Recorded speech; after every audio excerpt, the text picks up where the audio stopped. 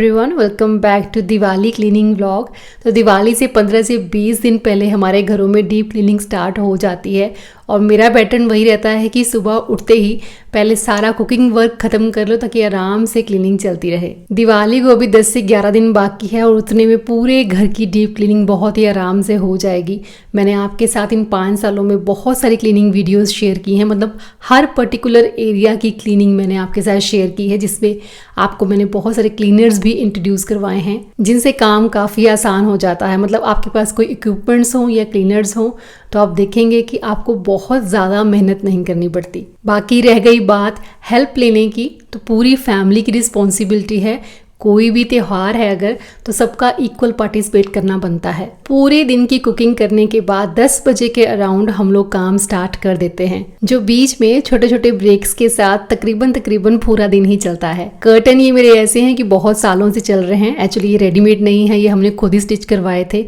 तो लाइनिंग वाले कर्टन हैं, हैवी हैं, तो ये साल में सिर्फ एक ही बार दिवाली के आसपास ही धुलते हैं। तो एक दिन में सिर्फ किसी 2 एरिया के कर्टन ही मैं वॉश करती हूँ। ये रिबन में क्यों बांध देती हूँ मैंने पहले भी बताया था, लेकिन काफ़ी लोग मुझे पूछ भी रहे थे। इनसे क्या होता है, जो रिंग्स हैं आपके वो टूटते नहीं हैं, आपस में उलझते नहीं हैं। अगर वो नहीं लगेंगे वॉशिंग मशीन की वॉल्स पे तो ब्रेक नहीं होंगे। और उदय और जैस्मिन जहाँ पे एक साथ आ जाते हैं वहाँ पे मस्ती ज़्यादा काम कम होता है। वैसे भी ये बेड बॉक्सेस जिनमें इतना सारा सामान होता है, इन्हें मूव करना कोई आसान बात नहीं। नॉर्मली तो इस बेड को मूव करने की कोशिश भी कोई क्यों करेगा, लेकिन ड्यूरिंग दिवाली क्लीनिंग भी बच्चों का यही कहना था, जब पीछे जगह ही नहीं है तो मिट्टी कहाँ से आएगी। तो आप देख सकते हैं कितनी सारी डस्ट है। डस्ट माइट्स जो होते हैं बहुत छोटे छोटे होते हैं, कहीं से भी एंटर कर जाते हैं। और बस बच्चों की हेल्प से मैंने सारे घर के बेड मूव करवाए और पीछे से इतनी ही डस्ट निकाली है।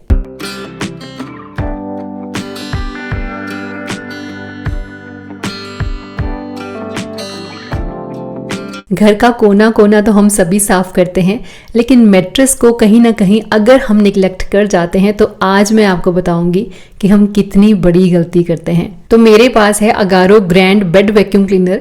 ये वो कर दिखाएगा जो आपने सोचा भी नहीं होगा। साइक्लोनिक टेक्नोलॉजी और यूवी स्टेरिलाइजेशन के साथ बनी ये एक ऐसी डिवाइस है जो आपके मैट्रेस को डस्ट फ्री करने के साथ साथ बैक्टीरिया को भी खत्म कर देती है। इसकी 12 किलो पास्कल सक्शन पावर छोटे से छोटे डस्ट माइट को भी सक कर लेती है। और सिर्फ बेड को ही क्यों, आप अपने पिल्लो, कुशन, सोफा या किसी भी फैब्रिक सरफेस को आराम से क्लीन कर सकते हैं। मतलब हमें हमेशा यही लगता है कि हमारे बेड पे इतनी डस्ट हो ही नहीं सकती, और मैं खुद बहुत सरप्राइज्ड थी कि इतनी डस्ट भी हमारे मैट्रेस के अंदर हो सकती है। इसके वाइब्रेटिंग बटन पे क्लिक करने से वाइब्रेटिंग पैड एक्टिवेट हो जाता है और इसकी सक्शन पावर को इंक्रीज कर देता है। वैसे आंखों के साथ ना तो आप इतने छोटे डस्ट माइट्स को देख सकते हैं और ना ही बैक्टीरिया को, तो यूवी प्रोटेक्शन हेल्प करता है बैक्टीरिया को भी किल करने में। 400 वाट की मोटर के साथ हाई सक्शन पावर है जो कि इनविजिबल डस्ट को भी रिमूव कर देता है। मतलब डीप क्लीनिंग के लिए ये एक अमेजिंग प्रोडक्ट है। इसकी यूवी स्टेरिलाइजेशन माइट्स को किल करके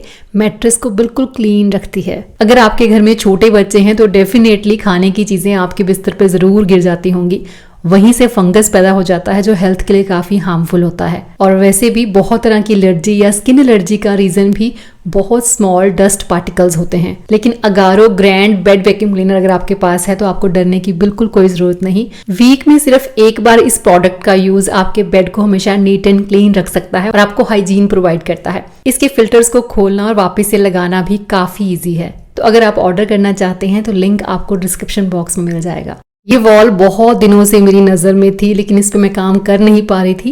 ये देख सकते हैं आप, नीचे पूरा खराब हो गया है मॉइस्चर की वजह से, क्योंकि बिल्कुल साथ वाले प्लॉट में कंस्ट्रक्शन चल रही थी। लेकिन मैंने वेट किया कि कंस्ट्रक्शन एक बार ख़त्म हो जाए ताकि जितना पानी उन्होंने फेंकना है वो फेंक लें एक बार, क्योंकि एक वॉलपेपर तो खराब हो ही गया है। मैं दूसरा उसके ऊपर अप्लाई कर दूँ पहले ही तो वो भी खराब हो जाएगा।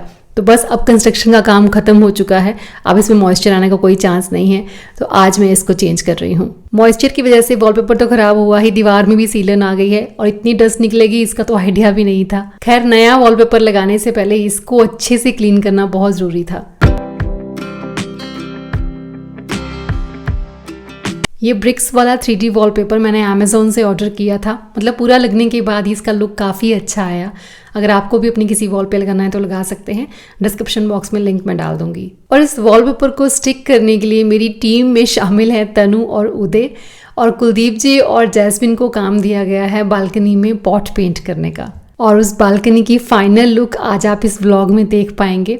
बहुत ही खूबसूरत बनके तैयार हुई है। सीधी वॉल पे वॉलपेपर लगाना काफ़ी इजी रहता है, लेकिन ये जो एक तरह का बॉक्स बना हुआ है इसमें हमें अलग अलग छोटे छोटे पीसीस काट काट के लगाने पड़े, जिसमें हमने जितना टाइम सोचा था उससे कहीं ज़्यादा टाइम लगा। बट थैंक्स टू बच्चा पार्टी, उनकी सपोर्ट थी, उनकी हेल्प की वजह से मेरा टाइम और एनर्जी थोड़ा सेव हो गए।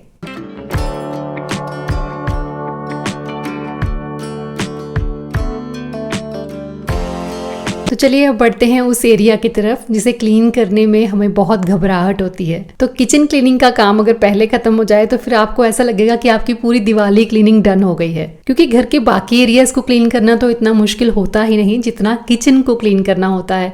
वैसे भी फैमिली है, फैमिली में कितना खाना बनता है। हम इंडियन घरों की किचन में चाहे चिमनी भी क्यों नहीं लगी है फिर भी बहुत ग्रीस हो जाती है। तो क्लीनिंग तो मैं हमेशा अपने आप ही करती थी आज तक, लेकिन इस बार मैंने सर्विस मैन को बुलाया है क्लीनिंग के लिए।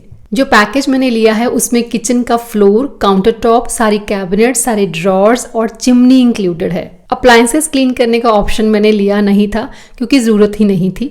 एक्चुअली वो सारे अप्लायंसेस जितने भी मेरी किचन में हैं मेरे रेगुलर यूज़ होते हैं और रेगुलर क्लीन होते रहते हैं। इस बार सर्विसमैन को बुलाने का मेरा मेन मोटिव एक ये भी था कि बहुत सारे ऐसे एरियाज होते हैं जिनमें मेरा हाथ नहीं जाता या मुझे उनकी टेक्निक नहीं पता कि उनको कैसे क्लीन करते हैं। जैसे कि ये सारे रैक्स मैंने कभी नहीं निकाले। मैं एक पतला सा कोई ब्रश लेकर या टूथब्रश के साथ ही उसको काफ़ी टाइम तक क्लीन करने में लगी रहती थी और वो चीज़ काफ़ी ज़्यादा टाइम कंज्यूमिंग हो जाती है। लेकिन सर्विसमैन ने सारे रैक्स बाहर निकाले, पूरे रैक्स को वॉश किया, सारे वुडन एरिया को वॉश किया। और हम कितनी भी कोशिश करें इतना नॉर्मली हम नहीं कर पाते हैं। और यही फ़ायदा होता है सारे दिन की कुकिंग एक ही बार में सुबह सुबह ख़त्म कर देने का। लंच ब्रेक हो तो लंच कर लो, डिनर ब्रेक हो तो डिनर कर लो, क्योंकि जब आप काम कर रहे होते हो, थक जाते हो, फिर आपका जाके कुकिंग करने का दिल नहीं करता। तो आप देख सकते हैं कितनी बढ़िया क्लीनिंग हुई है। अब इन रैक्स में आप कितना का ब्रश लेके जाओगे या कपड़े के साथ कैसे क्लीनिंग करोगे, मतलब काफ़ी डिफिकल्ट होता था मेरे लिए ये। लेकिन इस बार आई एम सो हैप्पी। इनके पास सारी तरह के क्लीनर्स, सारे क्लीनिंग इक्विपमेंट्स होते हैं, प्लस टेक्निक होती है। एक पैकेज ऐसा भी था जिसमें सर्विसमैन खुद ही सारी किचन का सामान बाहर निकालेगा और खुद ही वापस रखेगा क्लीन करने के बाद। लेकिन मैंने वो वाला पैकेज भी नहीं लिया क्योंकि उस ऑप्शन को अगर मैं चूज़ करती तो मैं देख नहीं पाती कि मुझे अपनी किचन से क्या डिस्कार्ड करना है। तो हमने यही चूज़ किया कि हम खुद सारा सामान बाहर निकालेंगे। मतलब हम एक एक कैबिनेट या एक एक ड्रॉर को खाली करते जा रहे थे, फिर वो उसकी क्लीनिंग करता था, फिर वापस से ड्राई करके हम चीज़ें वहीं पे सेट कर देते थे। तो ईजी हो गया वो काम जो काफ़ी ज़्यादा मुश्किल लगता था। अच्छा, जितने भी मेरे दालों के, स्पाइसेस के कंटेनर थे उनको भी मुझे क्लीन करने की ज़रूरत नहीं थी। मतलब वही होता कि फिर आप अपना एक्स्ट्रा काम बढ़ा लेते हैं। हम डेली उन्हें यूज़ करते हैं, जब भी उन पर डस्ट नज़र आती है उन्हें वाइप कर देते हैं। जितनी बार दाल का डिब्बा खाली होता है मैं उसे वॉश कर देती हूँ। किचन में बर्तन सिर्फ वही रखे हैं जो रेगुलर यूज होते हैं।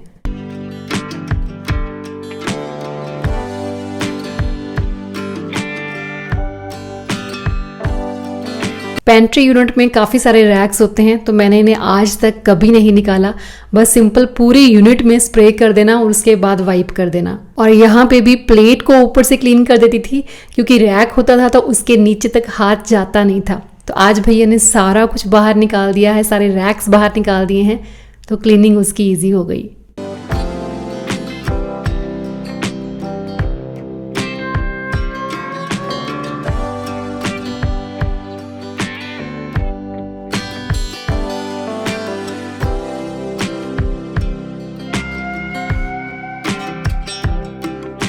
आज चिमनी का जो एरिया क्लीन हो रहा है, इससे पहले मैं इसे कर नहीं पाई। मतलब एक दो मैंने ट्राई किया लेकिन उतना बढ़िया से क्लीन नहीं हो पाया क्योंकि वहाँ तक उतना हाथ नहीं जाता है।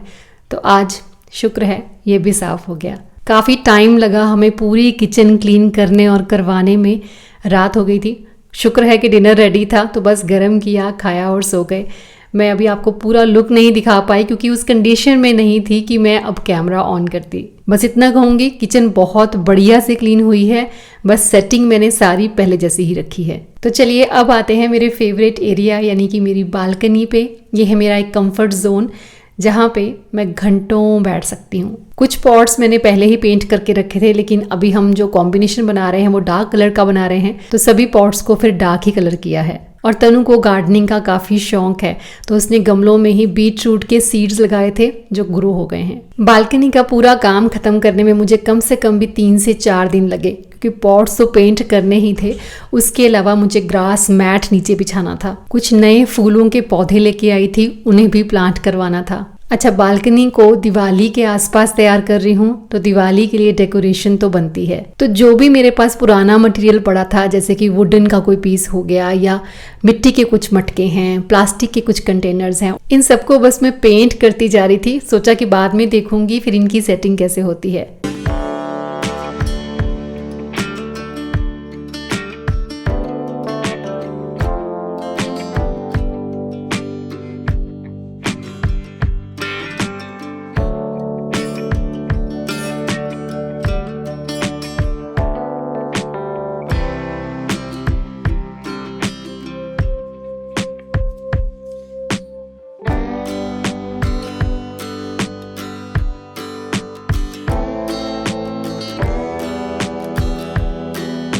बालकनी में मैट मैंने पहले थोड़ा सा बिछा के देखा, अच्छा लगा, पर थोड़ा सा एरिया मैंने और कवर किया और आज तो मैं पूरी बालकनी में ही मैट बिछाने वाली हूँ। सुंदर तो खैर बहुत लगते हैं, लेकिन बस डर इस बात का होता था मुझे कि ओपन बालकनी है, बारिश होती है तो पूरे का पूरा मैट गीला हो जाया करेगा, फिर उसे कैसे क्लीन करूँगी। बट देखते हैं, कुछ ना कुछ तो उसके लिए भी निकल ही आएगा।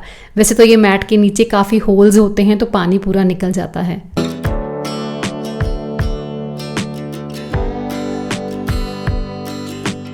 बालकनी वॉश करने में, पॉट्स यहाँ से वहाँ उठा के रखने में, मतलब बार बार हमें ये करना पड़ रहा था, तो उदय ने इसमें काफ़ी हेल्प की। उसके बावजूद भी मुझे ये करते करते रात हो गई थी। ये बालकनी का काम ख़त्म करने का मेरा सेकंड लास्ट डे था। उसके नेक्स्ट डे मेरा पूरा काम ख़त्म हुआ था, मतलब तकरीबन मुझे 4 दिन लग गए। अगर मैंने सिर्फ बालकनी का ही काम करना होता तो मैं पूरे 1 दिन में इसको ख़त्म कर लेती, लेकिन फैमिली में वही कि ड्यूटीज़ आपकी और भी हैं, तो जितना जितना थोड़ा थोड़ा टाइम मुझे मिलता जा रहा था उतना ही मैं बालकनी को दे पा रही थी।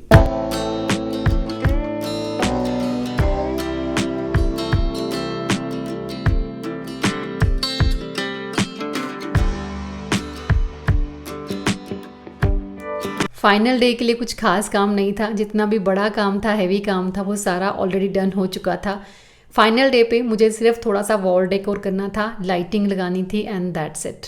प्लांट्स वाला एरिया तो मुझे वैसे भी बहुत पसंद है और हरियाली में बैठना मुझे बहुत सुकून देता है। अब तो इस एरिया को मैंने और भी कंफर्टेबल बना दिया है, तो यहाँ से हिलने का शायद मन भी नहीं किया करेगा। नीचे वॉलपेपर पे जो मिरर्स लगे हुए थे वो मैंने निकाल के फिर यहाँ पेस्ट कर दिए, अच्छी लुक आ रही थी। तो बस ऑलमोस्ट सारा काम खत्म है। उदय और जैस्मीन से थोड़ी सी लाइट्स लगवा लेते हैं, उसके बाद मैं आपको फाइनल लुक देती हूँ।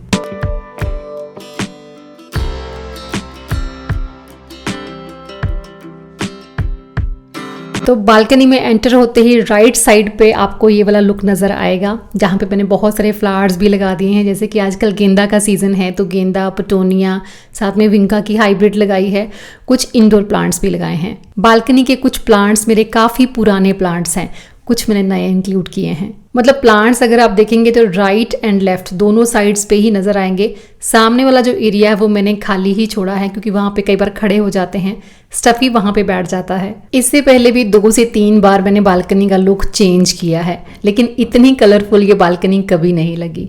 इसका एक रीज़न ये भी है, मेरे पास ये कलरफुल जो रैक मैंने मंगवाया था वो यहाँ पे कॉर्नर में पड़ा है, तो इसे देखकर ही मुझे आइडिया आया था क्यों ना इसी के कलर की तरह ही बालकनी को भी कलरफुल किया जाए। अभी के लिए तो मैंने अपनी तरफ से ठीक ठाक कोशिश कर ली है। अब इसके बाद आप मुझे बताएंगे कि आपको ये बालकनी का लुक कैसा लगा। चेंज हमेशा ही आंखों को अच्छा लगता है, और दिवाली के आसपास हमारे पास एक मौका होता है, ज़्यादा नहीं तो छोटे मोटे चेंजेस करने का। मौका तो खैर आपको कभी भी मिल सकता है, लेकिन हाँ, बहाना कह सकते हैं कि एक अच्छा बहाना है अपने घर को सजाने का। क्लीनिंग एंड डेकोरेशन का मेरा काम अभी ख़त्म नहीं हुआ है, कुछ दिन ये और चलेगा, लेकिन ये वीडियो ख़त्म होने की बारी आ गई है।